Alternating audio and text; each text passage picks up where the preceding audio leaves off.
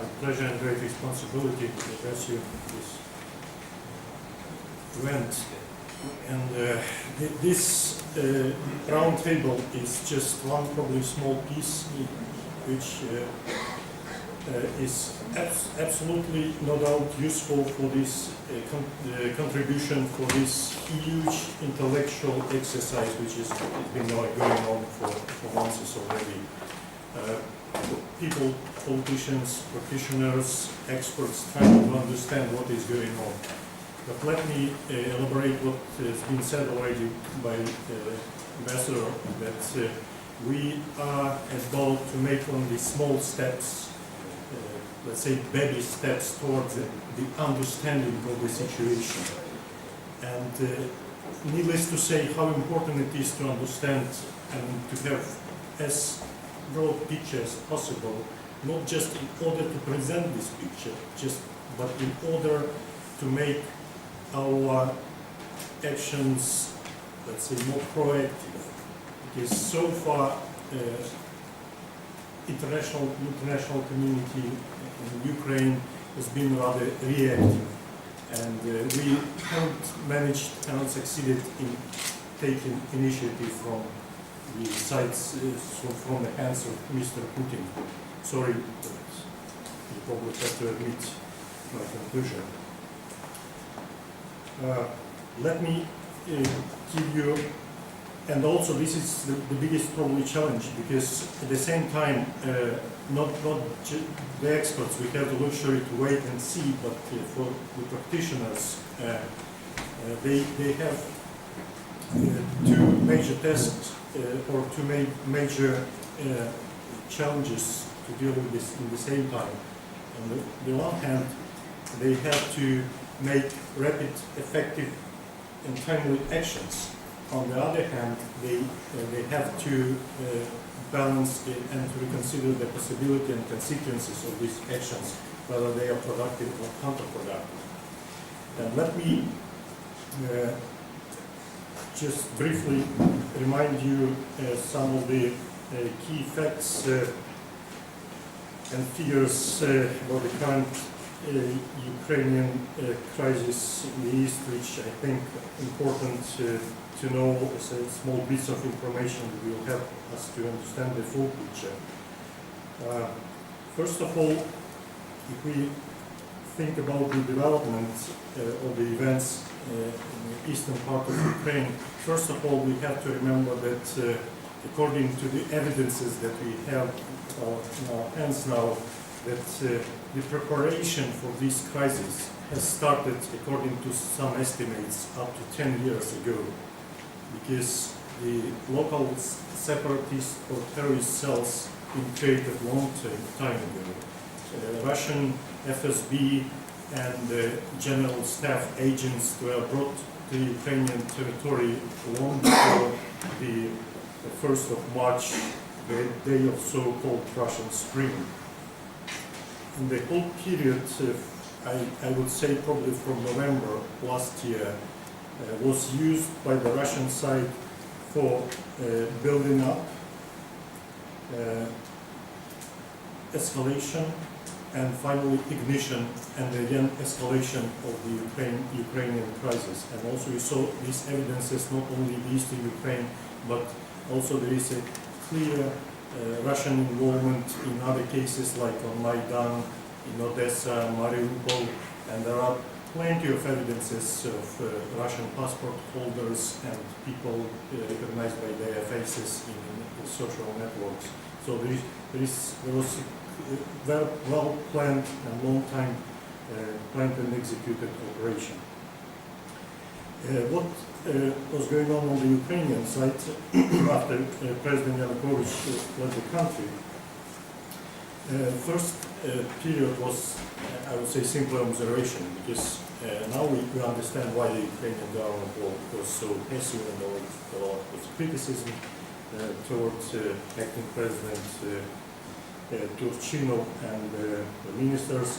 But actually, some of us you may be surprised, but as former head of presidential administration, Mr. Pashinsky, no matter what you think about him as a personality, but I think he has done his great part-time job.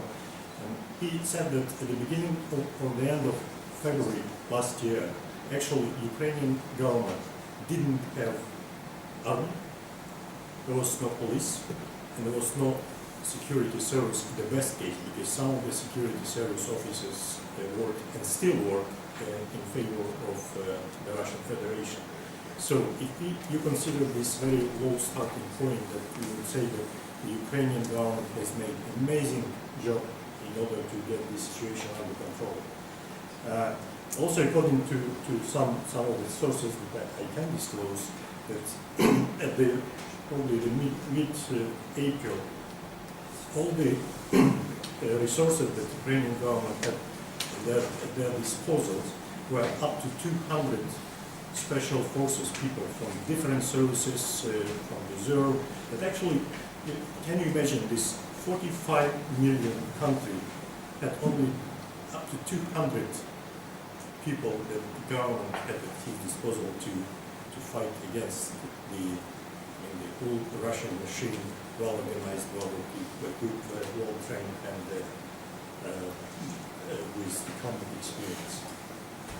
So now, when we ask the question why there was no reaction, I think it would be easier to understand.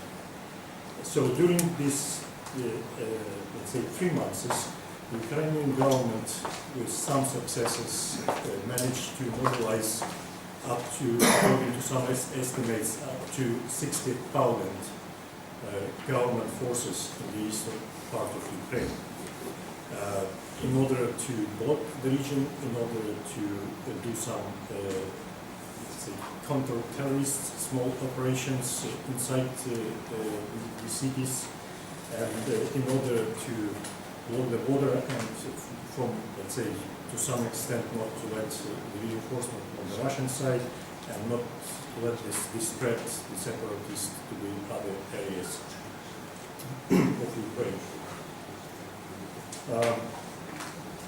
There are also at least a couple of days that's really important. For instance, the 2nd of May, when the Odessa accident happened, there was also a clear provocation from outside, and the Odessa event became kind of, I mean, before Odessa, there was real trend to de-escalation of the situation, but after Odessa, it was like a boost in mobilizing factor, which mobilized separatists internally, and which mobilized hundreds of so-called volunteers from Russia. So there was another bad day in the history of this crisis. And also we should keep in mind the presidential elections, and I think that one of the biggest successes of the interim government, that these elections took place despite the results of this election and the performance of the newly elected President Poroshenko brings probably more questions than we expected, but still Ukrainian interim government managed to bring, I would say, fully recognized and legitimate president in power in Ukraine. After his election and inauguration, there was another cause of, let's say, inaction, because quite understandable that despite he was always in the process, it took probably some time for him to understand, but up until now, I should admit that probably he doesn't meet his expectations regarding the way he deals with the current crisis. So, up to now, and we also had this about 10 days of ceasefire. Today is the 3rd day of activation, another phase of activation of the operation, and we have 200 government troops killed, more than 600 injured, more than, I mean, it's just rough estimate, more than 300 civilians killed, and according to some latest data, more than 35,000 internally displaced persons. This is the picture that we have for the moment. very briefly about the threats. The main threats is still the Russian active and counterproductive involvement in the Ukrainian affairs. If Ukraine actually is not powerful enough to stop Russia, and this is something that we have admitted and that we appreciate. That we're still asking our international partners to help Ukraine with this issue dealing with Russia, how to stop Russia from doing what she is doing. Second threat is the local population. Excuse me. There is still a big battle for the hearts and minds of the local population, because the picture on the ground, it's easy to call them separatists, terrorists and so on, but the picture on the ground in reality is more complicated. And unless we get an overwhelming support for the Ukrainian government on the ground, it would be hard to talk about any long-time success. The third among other priorities or among other main threats is the time. And time, as always, works as for favor of Ukrainian side and against the Ukrainian side. Because at the same time we have more and more casualties, and it's like our time became more limited because Ukrainian government still enjoys international support, internal support for the actions, but it will not last forever. So the time is limited. At the same time, it's not very. We are not very pleased with this, but also time works against the Russian Federation, despite its ups and downs. But still, we believe that the longer Russian Federation behaves in this way, the higher cost will be. About future risks, the first risk is, I think, the possibility of spreading instability to other regions of Ukraine and to other neighboring regions like Moldova and to some extent to the Baltic states, Georgia, because then international focus will be divided and the possibility of resolving Ukrainian conflict will be even lower than now. Second, again, Russian involvement. And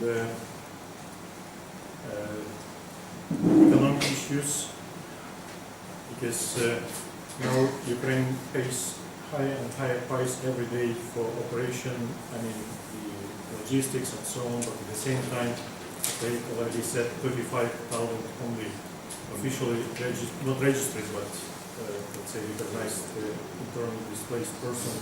They need housing, they need some kind of state assistance. And of course, with the current state of economy, it will be harder and harder to provide. Also, about the future is Ukraine badly needs security sector reform, and there are two tasks to do at the same time, which are hard to combine with the same leaders, because one time we have war, and on the other hand, and they are too concentrated on the current crisis that simply, according to my own experience from the meetings with our officials, they are too concentrated on the current issue, and they simply, for good reasons or for bad reasons, they simply can't think about the development or future development of the armed forces. They are too concentrated on the current issue. This probably this part of the job is that the experts can be very helpful. Security solution for this current conflict, I can't invent anything new, but it is the only way. It's for stability, security, and prosperity, which I mean sustainable development. Unless Ukrainian government, with the help assistance of international partners, can provide these three key points, it would be again hard to talk about any success in the nearest future. Again, let me repeat that this conflict will not be resolved as some presidential advisors probably wrongly advised the president in a few days or weeks. It's problems for the years to come, and now I will come to the what we started with, to the importance of our cooperation with other countries, especially with Turkey, because as one of the famous Ukrainian saying says, that all the unhappy families are alike, and all the unhappy кожна сім'я нещаслива, all the unhappy families are alike, and all the happy families are alike, and happy families are unhappy in their own. So we have probably a lot of differences in our common problems with dealing with insurgency and security. So in addition to the areas of cooperation that you mentioned already during this table, trade, political, cultural cooperation, how we have another important area of cooperation. I think that we also have to intensively to share our successes in order to help each other to deal with the security issues. Thank you very much, and I'll be happy to answer questions.